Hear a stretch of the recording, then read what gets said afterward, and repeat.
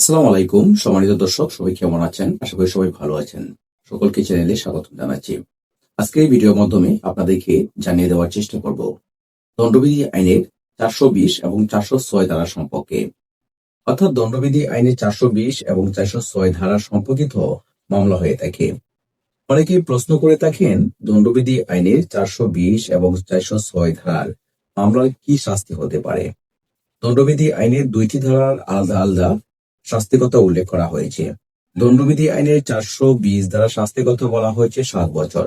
অর্থাৎ আপনি যদি কারোর সাথে প্রতারণামূলক ভাবে আপনি বিশ্বাস ভঙ্গ করে থাকেন, অর্থাৎ আপনি কারোর সাথে কোন ধরনের ডকুমেন্ট করেছেন, কোন চুক্তিপত্র করেছেন এবং সেখানে আপনি প্রতারণার উদ্দেশ্য নিয়ে আপনি কারো বিশ্বাস ভঙ্গ করেছেন, অর্থাৎ কারো কাছ থেকে আপনি টাকা পয়সা নিয়েছেন কোন চুক্তিপত্র করে, সেই টাকাগুলো পরবর্তীতে আপনি যদি ফেরত না দেন, তাহলে সে ব্যক্তি আপনার বিরুদ্ধে এই 420 ধারা মোতাবেক আপনার বিরুদ্ধে আইনগত ব্যবস্থা গ্রহণ করতে পারবে।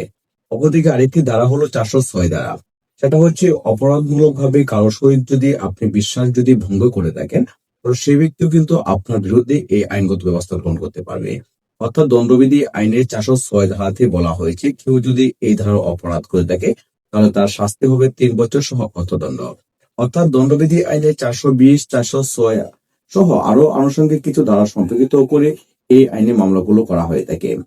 আপনারা সংক্ষিপ্তভাবে 420 এবং 406 ধারা বিধান সম্পর্কে আপনারা জানতে পেরেছেন। যদি এই বিষয়ে আপনাদের আরো প্রশ্ন থাকে বা কেউ যদি এই বিষয়ে ভুক্তভোগী হয়ে থাকেন বা কেউ যদি এই বিষয়ে আরো জানার আগ্রহ প্রকাশ করে থাকেন, তাহলে লিঙ্কে দেওয়া নাম্বারে আপনারা সরাসরি যোগাযোগ করতে পারেন। এছাড়াও আপনারা আপনাদের যে বিষয়ে জানা দরকার সে বিষয়ে কমেন্টস করতে পারেন। সকলের সুস্বাস্থ্য দীর্ঘায়ু কামনা করছি।